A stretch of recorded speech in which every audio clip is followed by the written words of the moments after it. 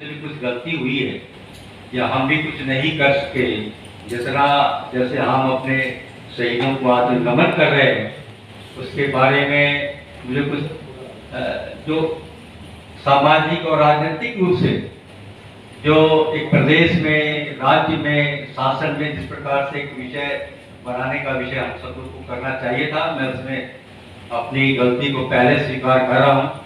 लेकिन यहाँ पर बहुत युवा भी हैं, कुछ बहनें भी बैठी हुई हैं। मेरा ये आग्रह रहेगा उनसे कि आने वाले समय में ये जो ज्योति कुछ लोग लेकर के चल रहे हैं, जो एक पहचान को लेकर के चल रहे हैं, चाहे वो किसी भी रूप में है, उसको सदैव जीवित रखने के लिए, उसको और बलशाली बनाने के लिए, जिससे हमारे समाज की भी जो प्रतिष्ठा है, जो हमारे समाज के जो और लोग हैं उनका सबका सम्मान बन सके, उसके लिए हम सब लोग निरंतर कार्य करेंगे। इन्हीं शब्दों के साथ में मैं आप सबके प्रति बहुत ही कृतज्ञता ज्ञापित करता हूँ। और सूर्य प्रकाश नेमाल जी, बहुत वर्षों से आपको मैंने देखा, कई संगठनों के साथ जुड़े हुए, कई साहित्यिक रूप से बहुत ही आपके अंदर भगवान ने विद्वता दी है।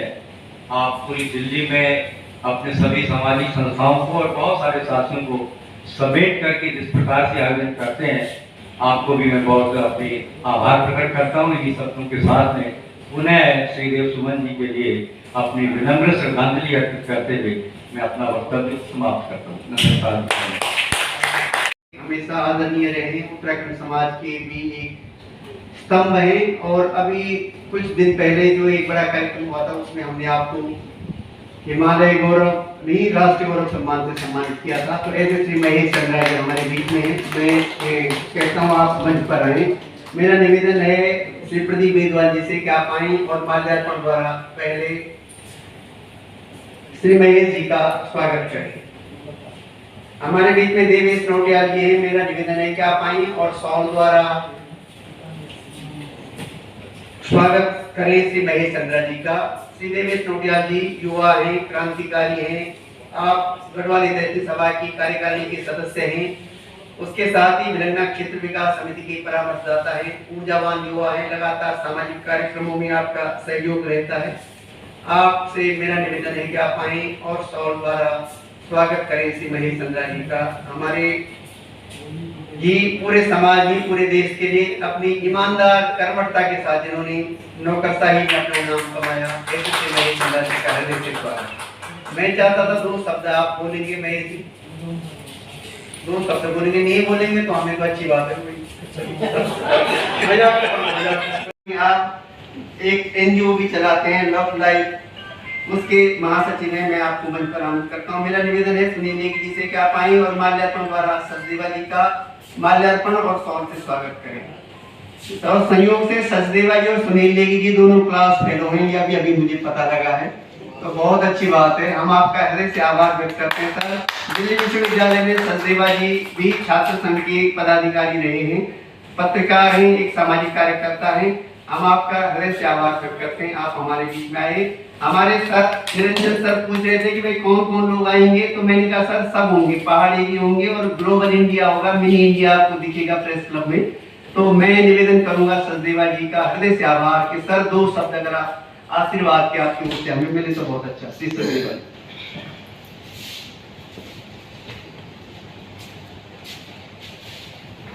बहुत बहुत धन्यवाद सुनील नेगी जी, धीरेन्द्र प्रताप जी, ये मेरे पुराने साथी हैं और बहुत से चेहरे हैं जिनके नाम मैं नहीं जानता, लेकिन सबको नमन करते हुए मैं जब सत्यजीत जी की बात करता हूं, उनके बारे में सुना करता था, आज बात कर रहा हूं। ये हाल बहुत छोटा पड़ रहा है।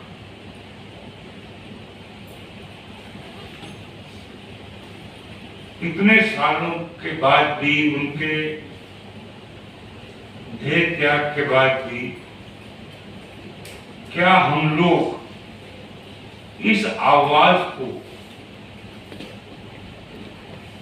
और तो छोड़िए उत्तराखंड में कोने कोने में ले जा पाए? आज तक नहीं हुआ कोई बात नहीं, आइए हम सब चलते हैं, कोना कोना ढूंढते हैं और उनके विचारों को जनता तक लेके जाना। चाहे भारत छोड़ो आंदोलन में उनका योगदान हो, उस महाराजा के खिलाफ वो लड़ाई के पुलिस ने कांच दे दिया, उनका शरीर चला गया, ये जिम्मेदारी हम सब पर है। हमारी सच्ची श्रद्धांजलि, श्रद्धा के सुमन यही होंगे कि उनको, उनके विचारों को उत्तराखंड के कोने कोने में ले जाए। बात बहुत लंबी होगी लेकिन समय थोड़ा है, मैं इतना ही कह करके अपनी बात को विराम देता हूँ। धन्यवाद। और हमारे उत्तराखंड की पत्रकार विभूतियों को यहाँ पर मैं अपना प्रणाम करता हूँ। श्रीदेव सुमन एक नई पीढ़ी की एक ऐसी आदर्श मूर्ति हमारे सामने, जो हिंदू संस्कृति के प्रति जिन्होंने अपने जीवन को बलिदान कर दिया। हिंदू संस्कृति और संस्कृतियों से बिल्कुल अलग है। जहां दूसरी जातियों में, दूसरे धर्मों में ताकत के बल पे दबाने की कोशिश की जाती है, अपनी बात मनवाने की कोशिश की जाती है, वहां हमारे देश में ये हमारी संस्कृति रही है कि हम सच्चाई के लिए नम्रता से जो बलवान था, जो अत्याचारी था, उसको समझाने की कोशिश करते रहे हैं कि भाई आप ठीक नहीं कर रहे हैं, आप अपने में सुधार लाओ। और श्रीदेव सुमन ने एक अत्याचारी राजा को बलिदान दिया, और मेरे ख्याल से भारत सरकार ने, वर्तमान सरकार ने जो अग्निपथ सेना में लाई है, ये उनको एक सच्ची श्रद्धांजलि के रूप में है। अगर उसको उसके नाम से किया जाए तो ज्यादा बेहतर होगा। मैं ज्यादा नहीं कहूंगा, मैं इसे कहूंगा कि देखिए, श्रीदेव सुमन जी ने जो हमारे उत्तराखंड के एक मार्गदर्शन किया कि हमको एक अच्छाई के लिए अपने जीवन में कोशिश करती रहनी चाहिए। मैं आप सबसे यही निवेदन करूंगा कि अब सब मिलकर के अच्छाई के लिए एकजुट होकर के काम करेंगे तो देश का उत्थान होगा, हमारे प्रदेश का उत्थान होगा, हमारे क्षेत्र का उत्थान होगा। इन्हीं शब्दों के साथ मैं आपको बहुत बहुत आभार करता हूँ। जय हिंद, जय भारत। से पधारे हुए देहरादून से हैं और हमारी राष्ट्रीय कार्यकारिणी के भी सदस्य हैं महोदय लोक विकास समिति की, और संयोग से अभी 4-5 दिन पहले वो उत्तराखंड भारतीय जनता पार्टी के प्रदेश के उपाध्यक्ष चुने गए हैं। तो श्री प्रमोद रतूड़ी जी का हम अभिनंदन करते हैं, स्वागत करते हैं। तो मेरा निवेदन है प्रमोद जी, आप मंच पर आएं और अपने विचार रखें। मेरा निवेदन है श्री एस.एन. बसलियाल जी से कि आप आएं और पुष्पमाला द्वारा श्री रतूड़ी जी का स्वागत करें। ये उत्तराखंड टिहरी उत्तरकाशी जन विकास परिषद की ओर से स्वागत हो रहा है, हमारी ओर से नहीं है, हमारे ये मेंबर है। गालमेल का यही फायदा होता है। और मेरा निवेदन है प्रदीप देशवाल जी से कि आप आएं और सौल द्वारा और मोमेंटो द्वारा प्रमोद जी रतूड़ी जी का अभिनंदन करें, स्वागत करें। हमारी समिति भी संकट के दौरों से गुजर रही है। देश में जैसे बहुत लोग संकट के दौर से गुजर रहे हैं, हमारी संस्था भी पिछले 18-20 वर्षों से इसीलिए संकट के दौर से गुजर रही है कि थोड़ा सा स्पष्टवादी हम लोग ज्यादा हो गए हैं। तो हमें आवश्यकता भी है, हमें आवश्यकता है महेश चंद्रा जी जैसे लोग हमारा सहयोग भी करें, हमारा मार्गदर्शन भी करें और हमारी टीम से भी जुड़े। मैं निवेदन करूंगा श्री प्रमोद रतूड़ी जी से कि आप अपना वक्तव्य रखें। धन्यवाद शर्मा जी। मंच में सम्मानित मंच हमारे पधारे हुए सम्मानित लोग, थोड़ा लंबा माइक में शायद आवाज नहीं आ पाई हो। भारत माता की जय। दोस्तों, पहले तो मैं आपको ये बताना चाहता हूँ कि श्री देव सुमन जी से, उनके विचारों से मेरा जुड़ाव काफी पहले से है। मैं एक छोटी सी बात, सच्चाई आपको बताना चाहता हूँ कि 2009 में सम्माननीय निशंक जी जब उत्तराखंड के मुख्यमंत्री थे तो हमारे बीच में स्वर्गीय श्री वाचस्पति मैठानी जी, शायद कई लोग जानते नहीं होंगे, संस्कृत निदेशालय बना था। तो हम चाह रहे थे, क्योंकि संस्कृत एक ऐसी भाषा है जिसके लिए विद्वान की जरूरत पड़ती है, और अचानक ही हमारा जुड़ाव निशंक जी से था। मैं कई बार सचिवालय जाता था और उनसे हमारी थोड़ी पहचान भी थी पार्टी की वजह से। तो वाचस्पति मैठानी जी सुबह 8 बजे घर पे आते थे, और क्योंकि वो शिक्षा विभाग से रिटायर हो चुके थे और वो चाहते थे कि मैं संस्कृत निदेशालय का डायरेक्टर बनूं। तो ऐसा नहीं कि कोई हमारा कोई विचार हुआ या कोई सोच लगी या आपकी ऐसी कोई बात थी। एक दिन अचानक ही कोई आचार्य आए, सुंदरलाल जी हमारे मित्र थे, उन्होंने कहा यार वो संस्कृत विद्यालय चलते हैं, जरा उनके घर जाना है। तो मैं अचानक चला गया उनके घर में। तो जब मैं गया तो सामने मेरी उनकी फोटो श्री देव सुमन जी की लगी थी। जब उस पर मुझे नजर पड़ी तो मुझे ऐसा पता नहीं क्यों लगा कि ये सबसे सक्षम व्यक्ति है, सबसे विद्वान व्यक्ति यही है जो संस्कृत विद्यालय के, संस्कृत निदेशालय के डायरेक्टर बने। सिर्फ मेरी भावना थी, ऐसे कोई बन गए ऐसा कुछ उसने बिल्कुल नहीं था। लेकिन देखिए उनकी प्रेरणा देखिए, कई लोगों के सिलेक्शन में उन्हीं का सिलेक्शन हुआ उसमें। और जब उनका सिलेक्शन हुआ मेरे घर में आए धन्यवाद करने, तो वो मेरे को बोल रहे हैं उनकी जो वही वाली वो थी, वो मुझे घर पे आके मेरे घर पे ले गई। तो दोस्तों ये बहुत बड़ा मेरे साथ में हुई थी। और आज देखिए जुड़ाव, मैं परसों ही दिल्ली आया, दिल्ली और देहरादून दोनों जगह काम करता हूँ, और मेरा सौभाग्य है भारतीय जनता पार्टी ने मुझे प्रदेश में पार्टी भी बनाया है भी। तो थोड़ी सी मैं संक्षिप्त परिचय श्री देव सुमन जी के विषय में बताऊंगा। श्री देव सुमन जी का जन्म 25 मई 1916 में हुआ था, जो टिहरी जिले के जौल गांव, और उनके पिता श्री हरिराम बड़ोनी जी थे, वो बड़ोनी थे, बड़ोनी परिवार से। उनकी माता का नाम तारा देवी था, और उनकी पत्नी जो है वो सकानी परिवार से श्री विनय लक्ष्मी, बहुत एक स्वतंत्रता सेनानी थे, क्रांतिकारी थे।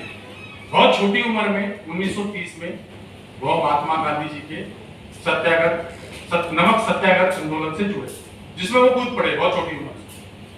और 1932 में बहुत देहरादून में अध्यापक बने, और 1936 में हिंदी साहित्य सम्मेलन में उन्होंने साहित्य से विशाल। दोस्तों ये सब तो आपको कहीं जगह से मिल जाएगा, लेकिन 1942 में उन्होंने अंग्रेजों भारत छोड़ो आंदोलन में पूरे गढ़वाल में अलग जगह, वो एकता और अखंडता के पक्षधर थे। वो ब्रिटिश की इन बातों पे बिल्कुल नहीं आते थे कि हम इधर पौड़ी क्षेत्र या टिहरी क्षेत्र उस टाइम काफी गया था। उन्होंने एकता और अखंडता के वहां पे अलग जगह थी। उनको इसी सब स्वतंत्रता भारत छोड़ो आंदोलन के संबंध में देवप्रयाग से गिरफ्तार करके और आगरा जेल में भेज दिया, और उसके बाद वह टिहरी कूच किए। टिहरी कूच में राजशाही के विरोध में, सभी जानते हैं 84 दिन की भूख हड़ताल के बाद एक निर्मम हत्या ही कह सकते हैं उन्हें, उनको बहुत ही निर्मम बलिदान, शहीद हो गए वो।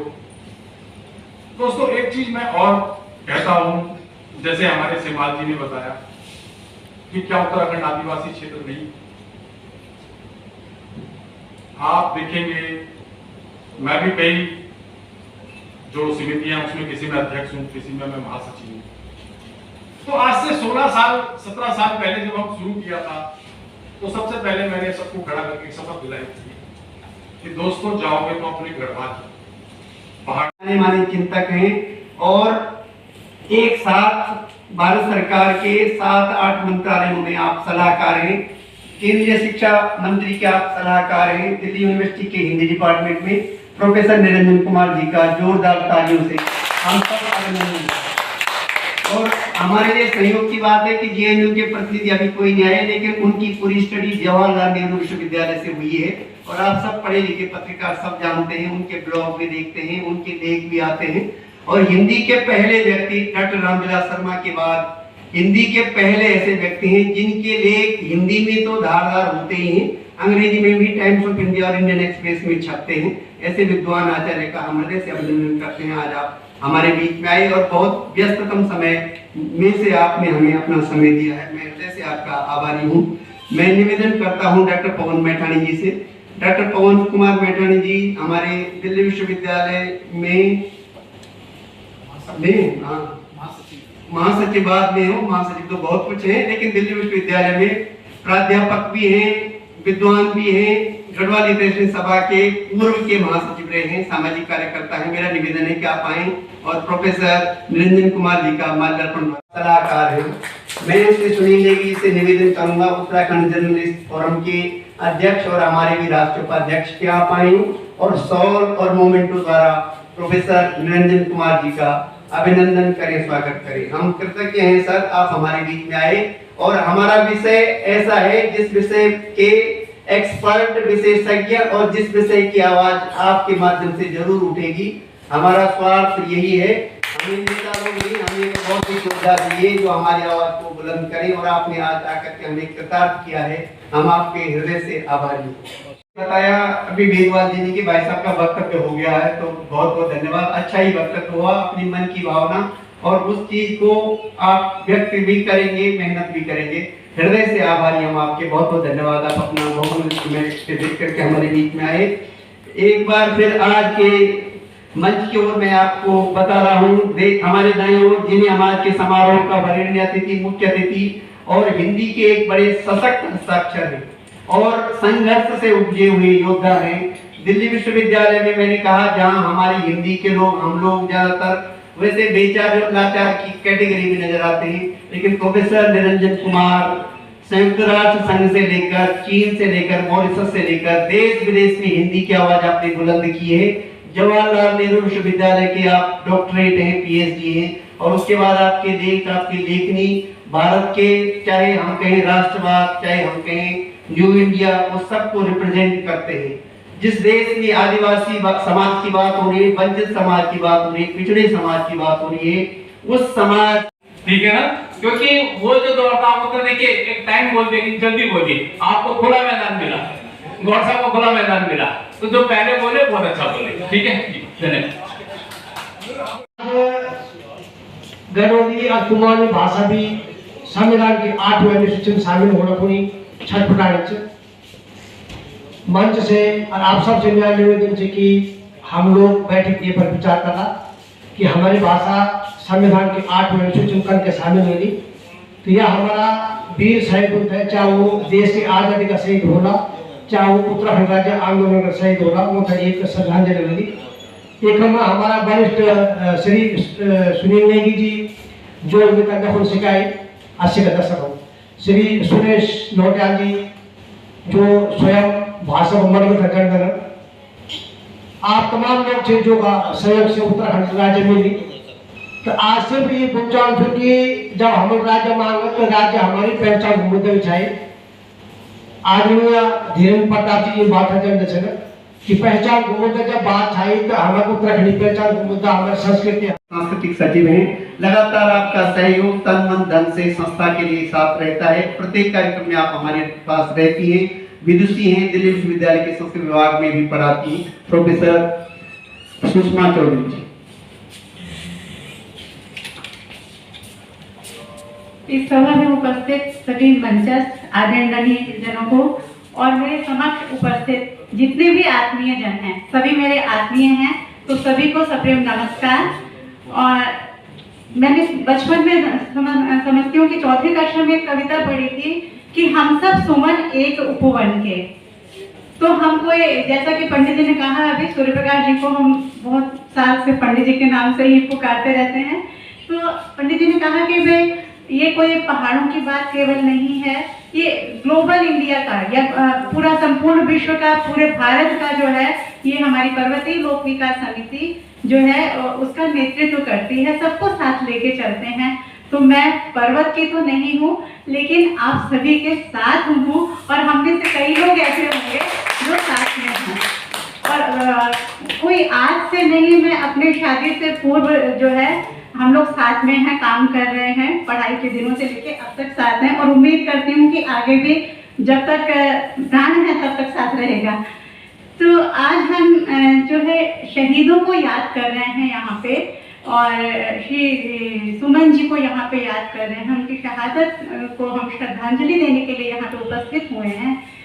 तो हम कहते हैं कि वे एक बड़ा ही अच्छी सी 4 पंक्तियाँ जो हम सुनते आए हैं कि शहीदों की चिताओं पर लगेंगे हर बरस मेले, वतन पे मिटने वालों का यही बाकी निशान होगा।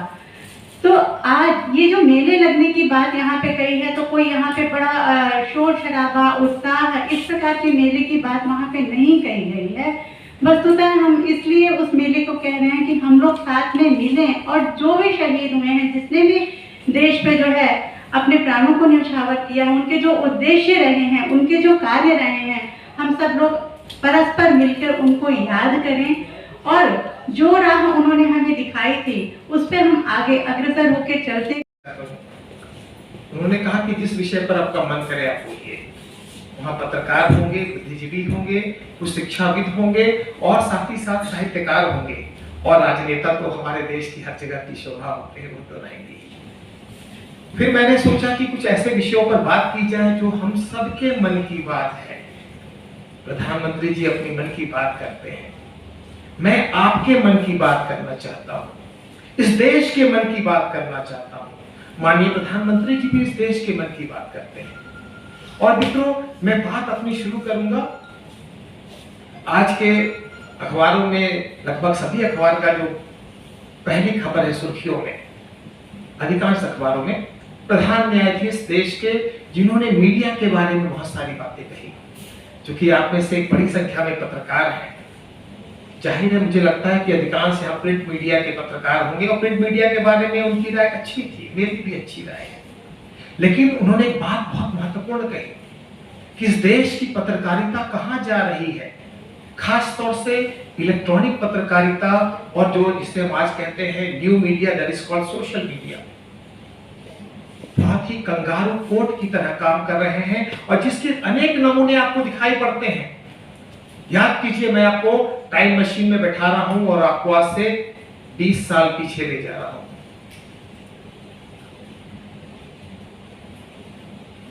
आपको यहां मैं दिल्ली से टाइम मशीन में बैठाकर 20 साल पहले गोधरा ले चल रहा हूं, सन 2002। याद कीजिए गोधरा कांड, और गोधरा कांड के समय में इलेक्ट्रॉनिक चैनल्स, खासतौर से उसमें इलेक्ट्रॉनिक चैनल के साथ साथ प्रिंट मीडिया की भी किस तरह से उन्होंने रिपोर्टिंग की थी। अब याद कीजिए, जिस तरह से दंगे भड़काने का काम इन मीडिया ने किया था, प्रधानमंत्री, माननीय प्रधानमंत्री उसमें मुख्यमंत्री थे देश के, गुजरात के, और जिस तरह से उन्होंने दंगा रोकने की कोशिश की थी, ठीक उल्टी बात पूरे अखबारों में, इलेक्ट्रॉनिक मीडिया चैनल्स में लगी रहती थी। मैं उस समय दिल्ली में नहीं, किसी और विश्वविद्यालय में पढ़ा रहा था, और उसमें हम लोग भी नहीं, चूंकि मीडिया की आपके पास बहुत सारी इंफॉर्मेशन, सूचनाएं नहीं होती हैं।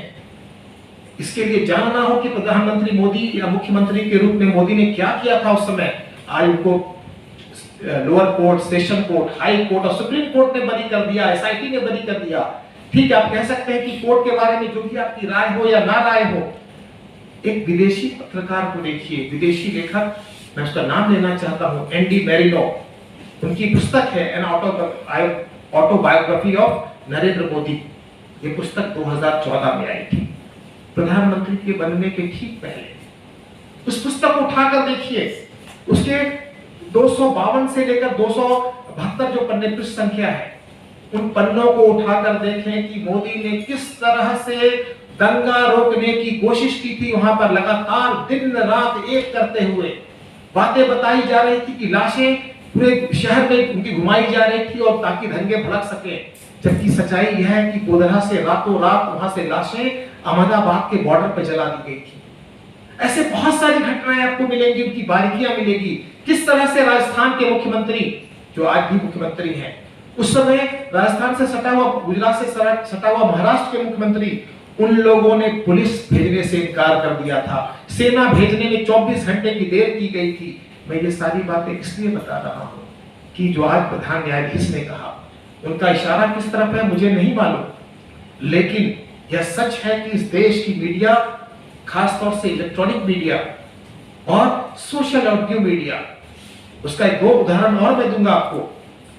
पिछले दिनों किसान आंदोलन, उसके पहले नागरिकता कानून का आंदोलन, गौरव के साथ वो स्वर्ग को गए, वो एक बहुत शान की बात थी।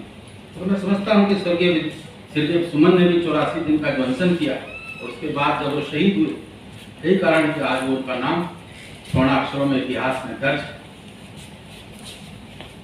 आज के परिवेश में श्रीदेव सुमन जी के बारे में सोचता हूँ, कई बातों से मैं चाहता नहीं कि कोई डिबेट का मंच बने